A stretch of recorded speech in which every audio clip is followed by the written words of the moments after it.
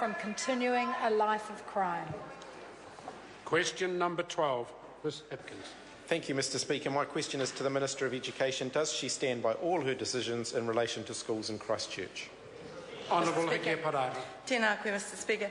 Mr Speaker, I stand by all my interim decisions in relation to schools in Christchurch, and I remain open to the views of the schools subject to further consultation.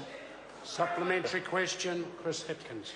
Did she or her officials give Branston Intermediate School an assurance that any students enrolled for 2013 would be able to finish their 2 years at Branston before any closure? Honourable Heke Parata. Mr Speaker, we provided proposals to Branston, giving them options, and those have been reaffirmed in the letter that they received from me this week. Mr Speaker, Point of order, Chris Hipkins. Mr Speaker, it was a very specific question and the Minister's answer didn't address the question that I asked. Please repeat the question Mr. for the benefit of the Minister. Did she or her officials give Branston Intermediate School an assurance that any students enrolled for 2013 would be able to finish their 2 years at Branston before any closure? Honourable Heke Parata. Mr Speaker, I did not. Supplementary question. Did she write to Branston Intermediate School on the 28th of September stating that she had made, quote, a proposal about the closure of Branston Intermediate School to be implemented for the end of 2014, end quote?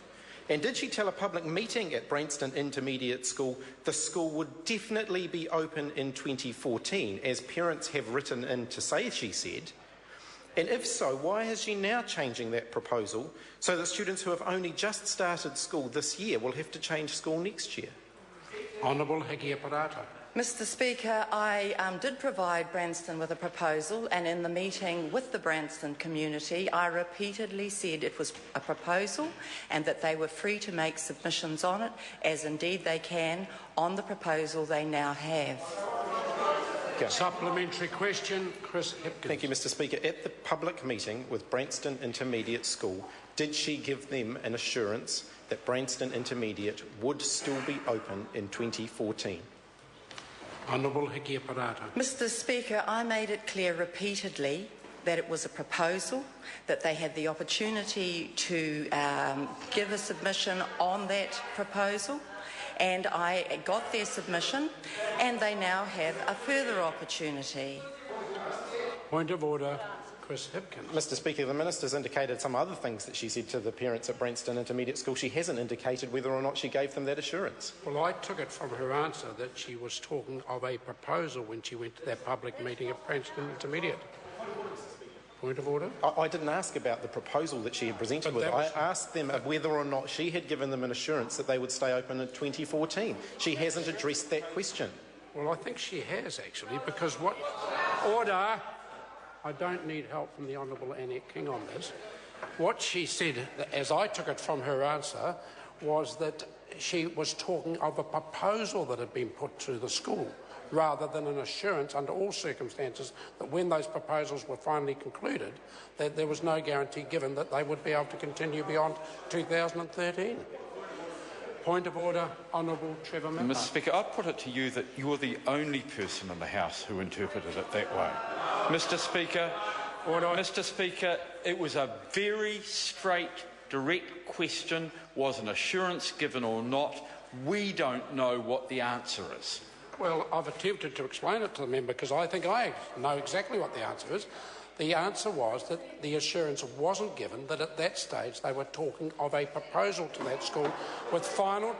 No. Honourable Trevor Mallard.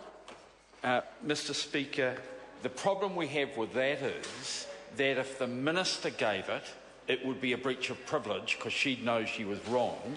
But because you have interpreted it that way, which we know is not in accordance with the facts, then you are effectively getting her off the hook for not answering the question. No, and I'm certainly not attempting to get any minister off the hook, quite the opposite. I want ministers to answer questions as clearly and as concisely as I can. The difficulty we're getting into is there's now a regular habit, particularly from opposition members, of demanding that the question be answered to satisfy them. My job is not to design the answer to the satisfaction of the opposition. My job is to make sure that the question is answered to the best of that minister's ability.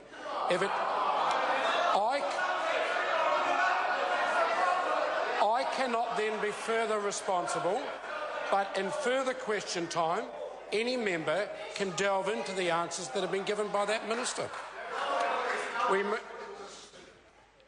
If it's a fresh point of order, I'm happy to take it. It is a fresh point of order, Mr Speaker. Mr Speaker, if subsequently we can produce evidence that suggests that what you have indicated to the House, the Minister's answer was incorrect and that she misled the House, will you consider a breach of privilege complaint based on your interpretation of her answer? We certainly do not consider breach of privileges complaints on the floor of this House. Any member has the ability to write to the Speaker alleging a breach of privilege, and that will be considered. We move now to question. Honourable Leanne Mr Speaker, I've had one of the members of the House that objected to the tabling of this, well, the member of the House that objected to the tabling of this document wanted an assurance that they had given permission for their details to be made public, and they have. So therefore I seek the leave of the House to table the email from Bex McLean to Phil Twyford. Leave is sought for the tabling of that. Is there any objection to it? There is objection. Point of order. Mr Speaker, I seek leave to table a letter dated the 28th of September 2012 from Hiki Aparata to the Board of Trustees of Branston Intermediate, indicating that they would be closed at the end of 2014. Leave is sought to table that letter to the school. Is there any objection? There is no objection. Thank you, Mr Speaker. I seek leave to table a letter from the Principal of Branston Intermediate dated the 14th of September 2012 to parents and caregivers, indicating that the school had received an assurance that they would be open for the full 2 years. Satisfactorily explained. Leave is sought to table that letter. Is there any objection? There is none that can be tabled. Thank you, Mr Speaker. I seek leave to table an email from a parent at Branston Intermediate stating that the Minister had given them an assurance at the public meeting that the school would not be closed. Leave is sought to table that email. Is there any objection? There is none that can be tabled. Move to question to members. Order. Brendan Horan. Thank you,